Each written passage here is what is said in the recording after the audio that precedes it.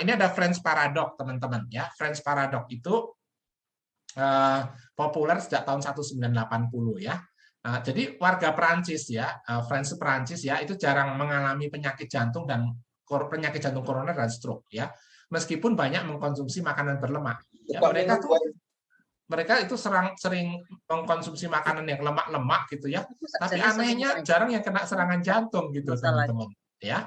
Nah, ternyata para ahli ini kemudian menarik kesimpulan bahwa warga Prancis itu memang mengkonsumsi banyak red wine yang mengandung antioksidan polifenol ini, gitu teman-teman ya. Jadi setelah mereka dinner, mereka selalu konsumsi red wine ya, yang membuat mereka terhindar dari serangan jantung dan stroke bukan alkoholnya, namun polifenol di dalamnya itulah yang membuat mereka terhindar dari serangan jantung dan stroke dan pembuluh darahnya bersih ya. Jadi karena apa? Karena red wine ini mengandung polifenol tadi jenis resveratrol ya.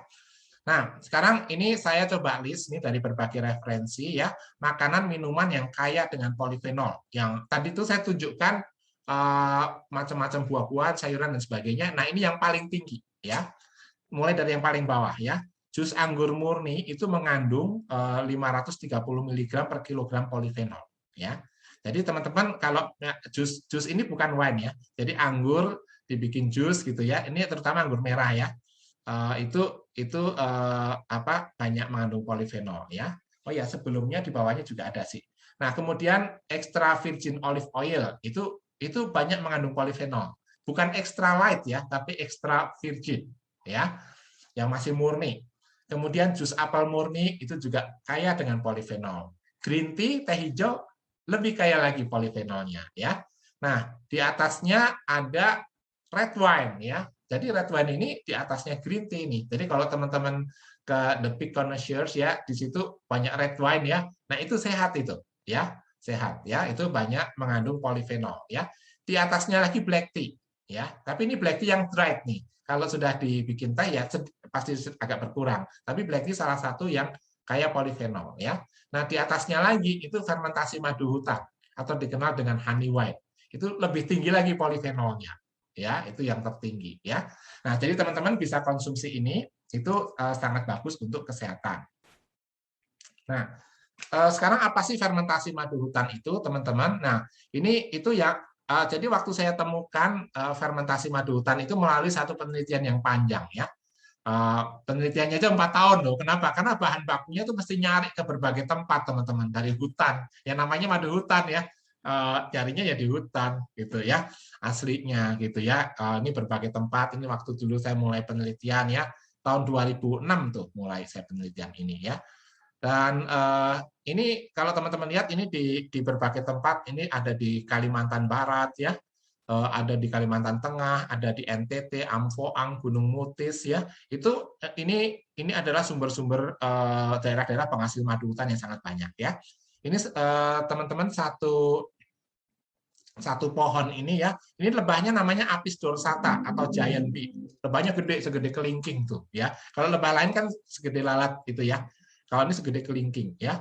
Ini menghasilkan madu hutan ya. Satu pohon itu terdiri dari 50 sampai 100 sarang. Tiap sarang itu menghasilkan 20 sampai 30 liter madu hutan ya. Kaya sekali negara kita ya. Kaya banget ya.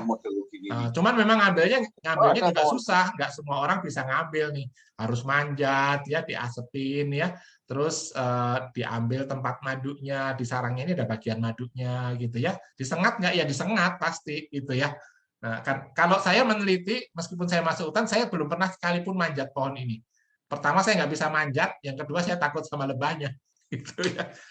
Nah, ini seperti ini ya. Nah, terus jadi fermentasi madu hutan itu terdiri dari yang pertama madu hutan. Nah, madu hutan ini kaya dengan enzim, teman-teman ya, sangat kaya. Enzim-enzim itu sangat penting untuk tubuh kita ya. Makin tua enzimnya makin menurun ya kita.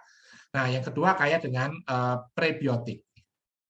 Yang kedua di dalam fermentasi madu hutan itu kita menggunakan juga anggur dari Bali. Ya, kenapa anggur? Karena proses fermentasi itu membutuhkan ragi. Ya, raginya dari mana? Dari kulit anggur. Secara alami ada di sini. Ya, selain itu anggur juga mengandung antioksidan alami. Ya, Nah, juga lemon yang kaya dengan antioksidan, terutama 95% antioksidan itu ada di kulitnya. Jadi kalau teman-teman beli lemon diperes, teman-teman dapat polifenol 5% aja gitu ya. 95% ada di kulitnya yang dibuang itu gitu ya, teman-teman. Nah, tapi dalam pembuatan fermentasi madu hutan itu kulitnya inilah yang kita pakai terutama ya.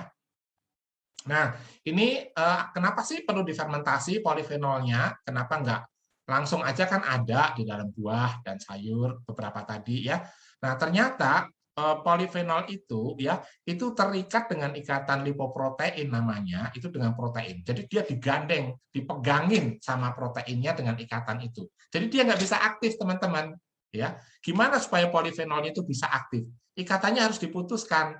Nah, itulah harus menggunakan proses fermentasi. Jadi, proses fermentasi itu bukan menambah jumlah polifenol, tapi mengaktifkan polifenol yang ada. Begitu, teman-teman ya. Itu menjadi aktif ya. Nih, ini proses fermentasi yang kami lakukan ya, teman-teman, seperti ini ya. Pakai itu satu tangki 10.000 liter loh, teman-teman ya. Gede banget ya. Besar ya. Kalau kecemplung bisa kelelep ini kita. Ya nggak akan kecemplung sih lagian. Gitu ya. Nih. Terus ini dan di tim kami itu juga ada namanya Nicholas ya. Nick namanya, saya panggilnya si Nick ya. Nick ini ahli di bidang ini, tes wine-nya supaya wine-nya enak tuh gimana gitu ya. Kalau saya nggak bisa tes, saya kurang begitu bagus gitu ya. Kayak menurut saya sih enak, menurut dia belum tentu. Jadi dia buat itu sehingga itu enak tanpa merubah formulanya gitu. Jadi kalau teman-teman minum fermentasi madu hutan itu kayak minum wine yang sangat berkelas lah. Kayak minum ice wine namanya ya. Itu mahal sekali ya. Benar ya Pak Edi Sugiri ya. Ice wine itu mahal banget ya. Itu rasanya mirip itu karena dia yang buat seperti itu ya. Nih. Terus, nah ini setelah difermentasi, ikatan lipoproteinnya itu terputus, antioksidannya sangat aktif ya, seperti ini. Nah teman-teman, fermentasi madu hutan ini diproses menyerupai pembuatan wine, ya sehingga disebut juga honey wine. Ya, dibuatnya ya juga di winery teman-teman, khusus untuk pembuatan wine ya, di Gianyar Bali ya. Nah, proses pembuatan wine ini telah lama dikenal di China dan Eropa sebagai minuman untuk kesehatan ya. Dan disarankan dikonsumsi tiap malam 30 ml. Tiap malam satu sloki 30 ml ya. Ini mengandung alkohol 14% saja ya. Nah, jadi fermentasi madu hutan ini sekarang berkat Ibu Eva Rianti Hutapea ya, oleh Ibu Eva sudah didirikan perusahaan ya, perusahaan milik beliau ya, yang memproduksi The Golden Trees Honey Wine ini ya. Itu brandnya dari fermentasi madu hutan ya. Dan ini didistribusikan oleh The Big Connoisseurs ya, punyanya Pak Edi Sugiri dan timnya ya, luar biasa mereka mendistribusikan sehingga sekarang bisa didapatkan dengan mudah.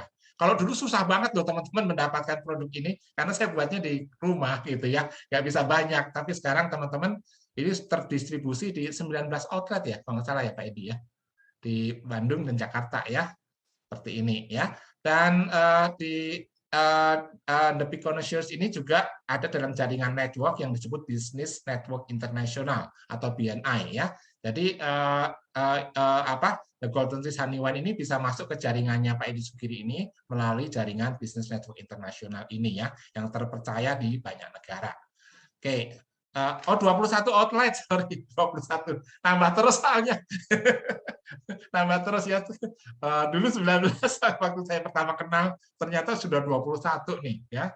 Teman-teman kalau mau bikin outlet ya, outlet wine jangan bikin sendiri, dikerja sama aja sama Pak Edi Sugiri yang sudah berpengalaman ya. Itu bisa ya.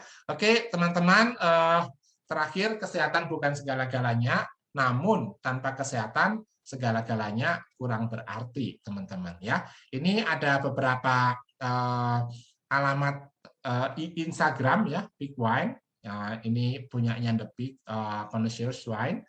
Kemudian ini yang nomor 2 ini Dr. Edi Kristianto, ini Instagram saya.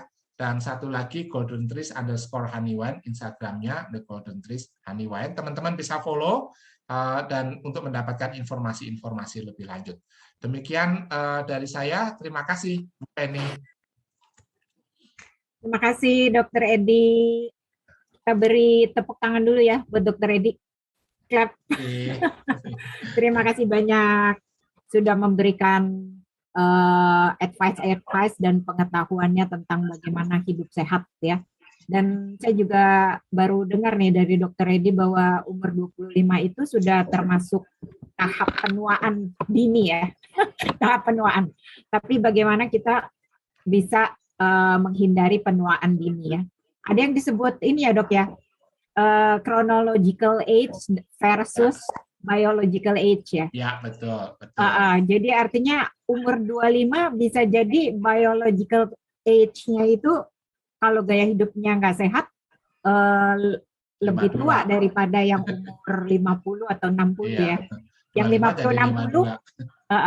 50-60 bisa jadi biological age-nya itu 17. Mungkin sekitar 30 atau 40 karena menjalankan pola hidup sehat. Nanti kita berdiskusi lagi dengan Dokter Edi.